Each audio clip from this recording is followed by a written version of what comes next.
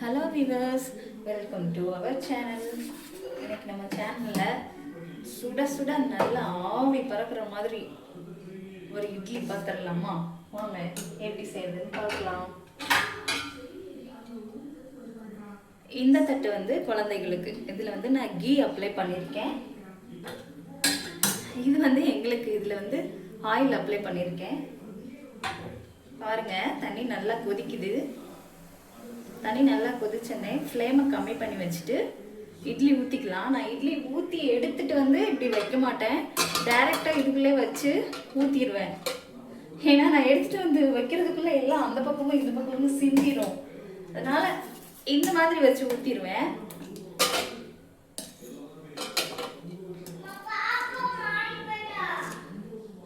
வரண்டா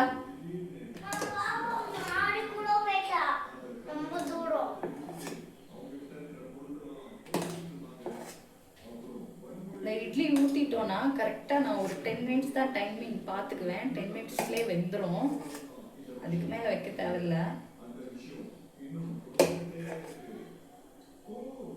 இட்லிக்கு இன்னைக்கு எங்கள் வீட்டில் காம்பினேஷன் வந்து சொரக்காய் சாம்பாரும் வேர்க்கடலை சட்னியும் தான் நான் ரெடி பண்ணியிருக்கேன்.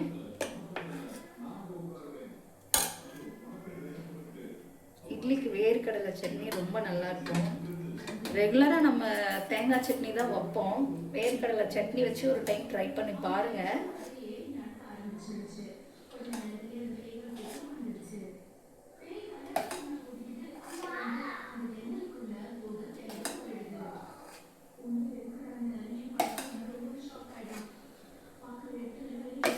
கரெக்டாக வரும், அந்தளவுக்கு தான் நான் மிக்ஸ் பண்ணியிருக்கேன்.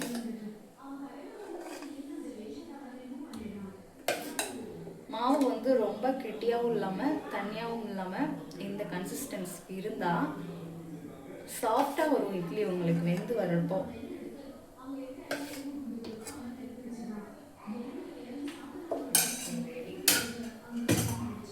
அப்புறம் இதுக்குரிய மூடியை போட்டு நல்லா டைட்டாக மூடிடலாம். மூடும்போது பாத்திரத்தை அங்கிட்டு ஷேக் பண்ணக்கூடாது, அடித்தட்டில் இருக்க மாவு வந்து உள்ளே கொட்டிடும். அதனால் இப்போ ஃப்ளேமை வந்து நான் அதிகமாக வச்சுட்டேன். ஒரு 10 மினிட்ஸில் சூப்பராக ரெடியாக இருக்கும் பாருங்கள். வெந்தோடனே நான் உங்களுக்கு ஓப்பன் பண்ணி காட்டுறேன்.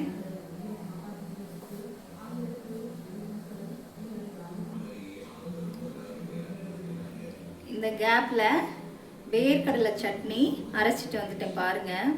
இதில் என்னென்ன ஆட் பண்ணியிருக்கேன்னா, வேர்க்கடலையை நல்லா வறுத்து ஆட் பண்ணியிருக்கேன். ஒரு சில்லு வந்து தேங்காய் சில் வந்து ஆட் பண்ணியிருக்கேன். அப்புறம் 2 கருவேப்பிலை, 2 பீஸ் மட்டும் போட்டிருக்கேன். பூண்டு 2 பல்லு போட்டிருக்கேன். உப்பு போட்டிருக்கேன். ரொம்ப அளவாக தான் போட்டிருக்கேன். உப்பு எப்பயும் அளவாக போட்டு சாப்பிடுங்க. முக்கியமாக டயட் ஃபாலோ பண்ணுறவங்க வந்து இந்த வேர்க்கடலை சட்னி ட்ரை பண்ணால் தேங்காய் சில்லை வந்து ஸ்கிப் பண்ணிடுங்க. கரெக்டாக 10 மினிட்ஸ் ஆயிடுச்சு. பொறுமையாக ஓப்பன் பண்ணி பார்க்கலாம். நான் சொல்கிற மாதிரி ஓப்பன் பண்ணுங்கள். ஓப்பன் பண்ணுறது கொஞ்சம் கஷ்டம். இந்த மாதிரி ஆப்போசிட் டைரக்ஷனில் வந்து ஓப்பன் பண்ணிங்கன்னா நம்ம கையில் ஆவிப்படாமல் இருக்கும். இட்லி பாருங்கள் எவ்வளோ ப்ளஃபியாக வந்திருக்குன்னு. லேசாக கையில் தண்ணி நினச்சிட்டு ஃபஸ்ட்டு அடுப்பு அமர்த்திடலாம். அடுத்து தண்ணியை கையில் லேசாக நினச்சிட்டு தொட்டு பார்க்கலாம். பாருங்கள், கையில் ஒட்டலை. இப்படி ஒட்டாமல் வந்துச்சுன்னா இட்லி வெந்துருச்சுன்னு அர்த்தம். இட்லி எடுக்கும்போது நம்ம வந்து லைட்டாக தண்ணி தெளித்து எடுக்கணும். மேலே தண்ணி தெளித்து இது போல் தண்ணி தெளித்து எடுக்கணும். தண்ணி தெளித்து எடுத்தோன்னா அடியில் தட்டில் ஒட்டாமல் இட்லி அழகாக வரும். இந்த 10 மினிட்ஸ்லேயே வந்தோடனே நீங்கள் எடுத்திங்கன்னா சாப்பிட்றதுக்கு உங்களுக்கு ரொம்ப சாஃப்டாக இருக்கும். நெக்ஸ்ட்டு பிளேட்டிங் பண்ணும்போது உங்களுக்கு காட்டுறேன் பாருங்கள் இட்லி எவ்வளோ சாஃப்டாக இருக்குன்னு. பிளேட்டிங் பண்ணிட்டேன் பாருங்கள். இட்லி பாருங்கள், பின்னாடி பாருங்கள் கொஞ்சம் கூட பிய்யாமல் இருக்கு பார்த்தீங்களா? இட்லி ஊற்றினோடனே நம்ம அதை வெளியே எடுத்துட்டோன்னா 2 மினிட்ஸ் கழித்து தான் நம்ம வந்து எடுக்கணும். அப்போ தான் இந்த மாதிரி பின்னாடிலாம் பிய்யாமல் நல்லா சாஃப்டாக இருக்கு பாருங்கள். எவ்வளோ சாஃப்டாக இருக்குன்னு பாருங்கள். அதோட அந்த வேர்க்கடலை சட்னியில் லைட்டாக டிப் பண்ணி ஃபர்ஸ்ட்டு வாய் வச்சு சாப்பிட்டிங்கன்னா சூப்பராக இருக்குங்க. நீங்களும் ட்ரை பண்ணி பாருங்கள், என்ஜாய் பண்ணுங்கள். நெக்ஸ்ட் வீடியோவில் பார்க்கலாம்.